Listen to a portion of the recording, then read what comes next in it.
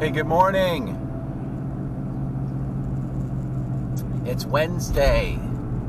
It's a pretty nice day here in Buffalo so far. Man, we're getting so much closer to springtime. And if you live in the Northeast, like an area such as Buffalo, you know that it's like, please, come on, springtime, come. Something going on in the world right now is the coronavirus. I don't know what to think of it. You know, we've had SARS and the swine flu and other ones over the last 20 years, and we always seem to emerge from them without any serious problem. Of course, it's easy for me to say I didn't get it and die, but it was making me think about anxiety and stress that we have in life, and as Christians, how we need to approach anxiety and stress. The Bible is chock full of verses about the subject. Probably the most famous one is, "Let not your heart be troubled. God gives the peace that passes understanding."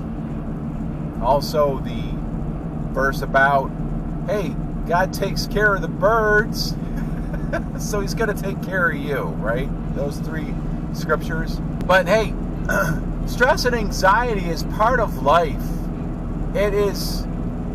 It's in our DNA, really, and it's tough to fight against the urge to allow yourself to be stressed out and have anxiety. And I do say allow yourself because I think that we have ways out, but we don't take them. So we kind of allow ourselves to be in that situation, you know.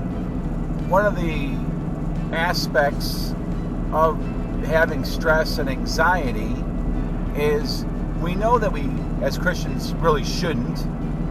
And so on top of the stress and anxiety, we feel guilt for having stress and anxiety, which just makes everything so much worse. You know, you may have stumbled upon this video and you're like, who is this guy and why doesn't he shave? Perhaps this video will be a source of encouragement for you because you're feeling overwhelming stress and anxiety. I feel it as well, and I don't feel it quite as bad as I think a lot of people do. I certainly have in the past, but here's my thought for the day. I certainly do have stress and anxiety. I've got a lot of things going on in my life, and I found myself waking up in the middle of the night with these, almost like a night terror. I was really freaking out at like 2 o'clock, 3 o'clock in the morning. I'd have to walk around my house. This is fairly recently that I was having these quite a bit. And it would take me a good 10, 15 minutes to get back to sleep. And I know it was because of the stress and anxiety of all the things that are going on throughout my day. I think I was dreaming about situations and I was trying to come up with solutions in my dreams, and it was just really, really overwhelming in my sleep, whatever the case.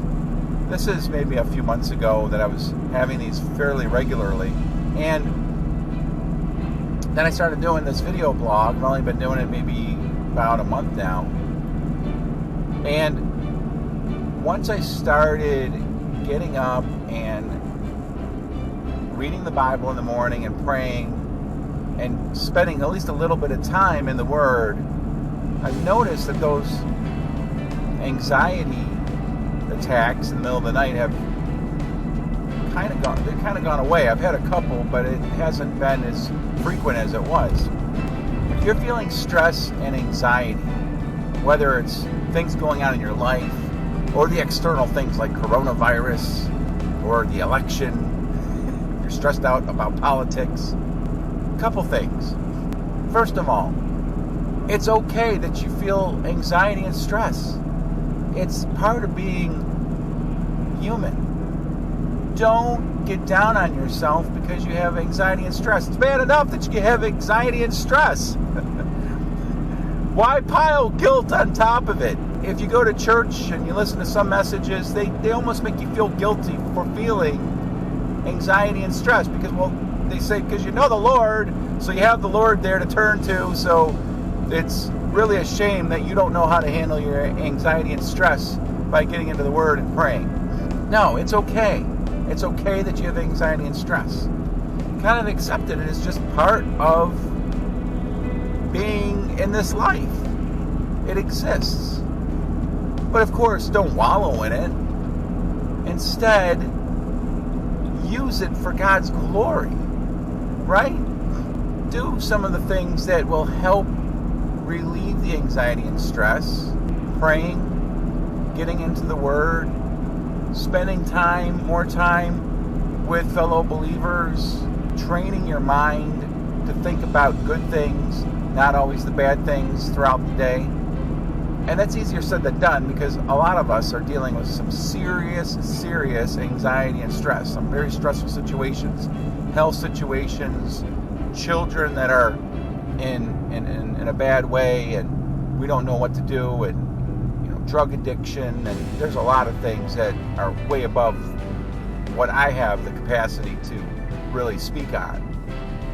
But I can speak on anxiety and stress because we all have it. And you might need professional help. That might be something that you need. And that's okay too. It's all right. Finally, something to really consider, which I think helps, is Jesus felt anxiety as well. When he was going to the cross, he was really stressed out. And so therefore, God knows what we're going through. And in many ways uses it to show us that he's there for us. You can depend on God. He will pull you through. And in the end, man, it's going to be awesome, because then you'll be able to speak about it. And you'll be able to share your experience with other believers also feeling anxiety and stress. So coronavirus, what are you going to do? Wash your hands. Other things that you might be stressed out about, it's okay. Just give it to the Lord. Get into the Word. Pray. Trust me. You're going to be okay. You're going to be okay, because in the end, it's really all about the glory of Jesus Christ and what he did for us on the cross. So that's my thought for the day. I pray that you have an awesome Wednesday. I will see you tomorrow, Lord willing.